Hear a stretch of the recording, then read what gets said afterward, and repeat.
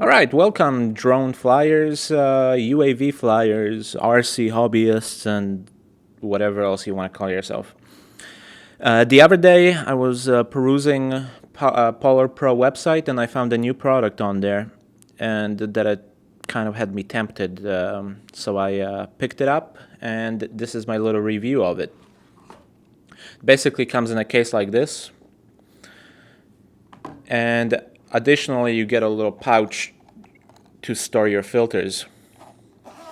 And this case is sort of like a sunglasses case. It's huge given the small size of the filters, which is fine if you're putting this in a car, but I wish these cases were a lot smaller.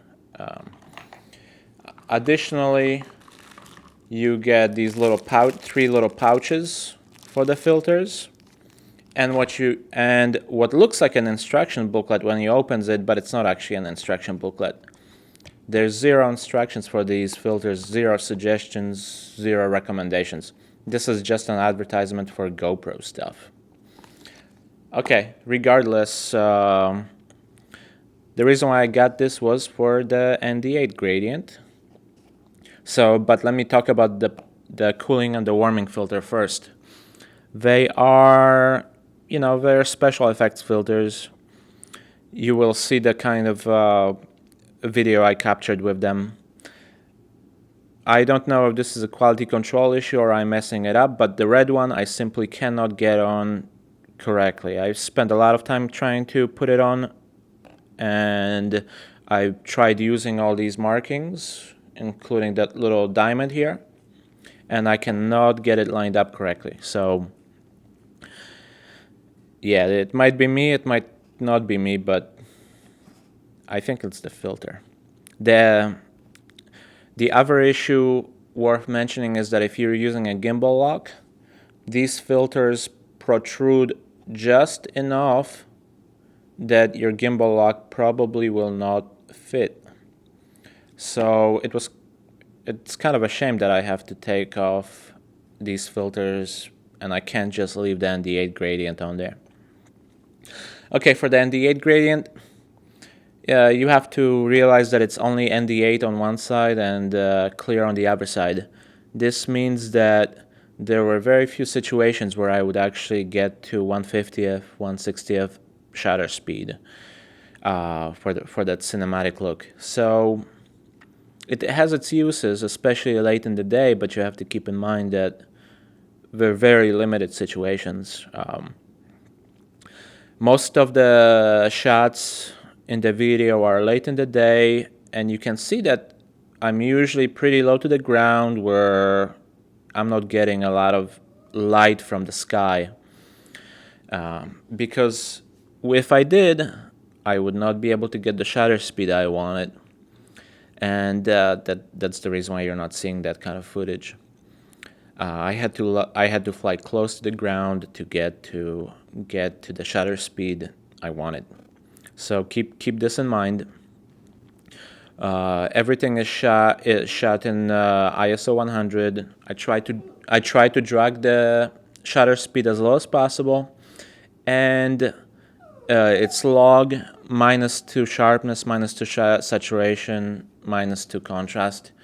It's ungraded, shot in 4K, but downsampled to 1080p for this video.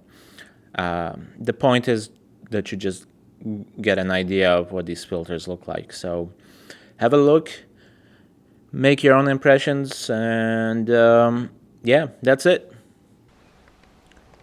Okay, so this is the test footage that I have from these 3 filters. The first one, you can see the graduated ND filter. I'm trying to keep the shutter speed low, and I can achieve this basically in these sorts of scenarios. Late afternoon, flying low to the ground.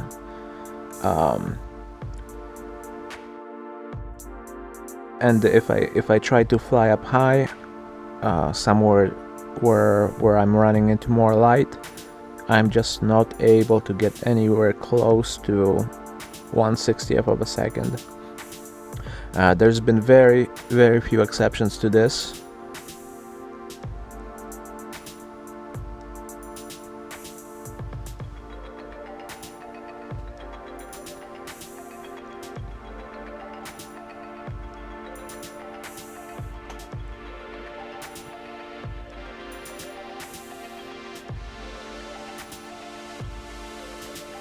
and this is one of the exceptions. The sunset is to my right here, and I was pretty, fairly high up, and I was still able to achieve 1/60th of a second with the Nd8 graduated filter. And for comparison's sake, this is with no filters at all, stock DJI lens. All these videos are within minutes of each other. I was just landing, switching them out, taking off, trying to get a fair comparison. So you can see with the stock filter, I'm trying to keep the shutter speed as low as possible, and just looking at the histogram, and I'm not really getting low at all.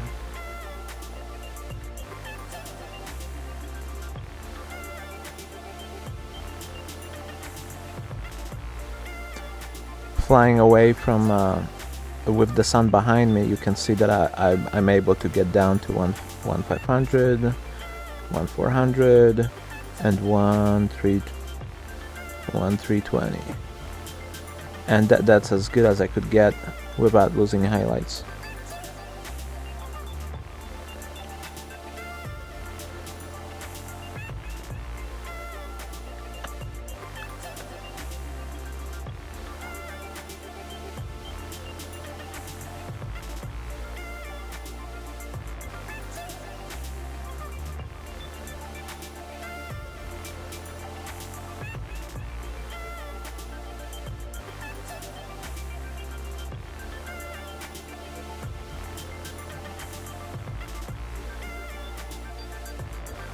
Okay, and this is the cooling filter.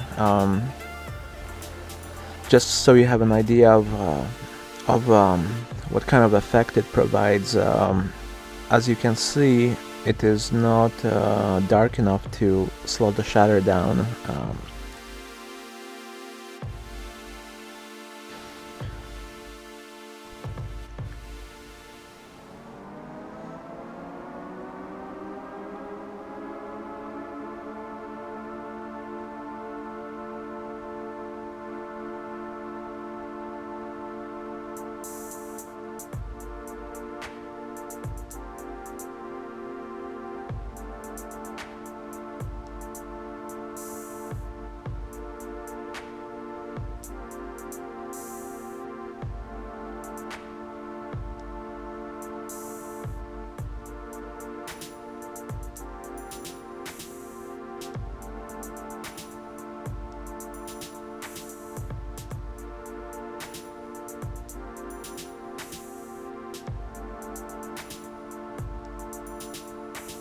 And keep in mind that this whole time I'm trying to keep the shutter speed as low as possible to get as close to 1/50th or 1/60th of a second.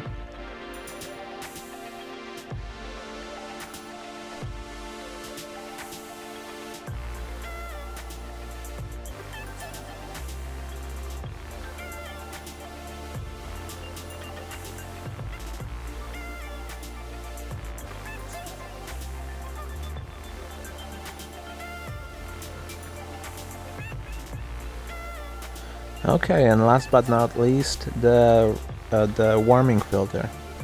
And for the life of me, I probably spent a good 20 minutes trying to put this filter on, and I just couldn't do it. No matter I tried to adjust it, twist it, put it on again, and I kept coming up with this. It kept ending up on the left side. You can still get an idea of what the warming filter does for you, but essentially it has a very similar effect as the blue filter on the shutter speed.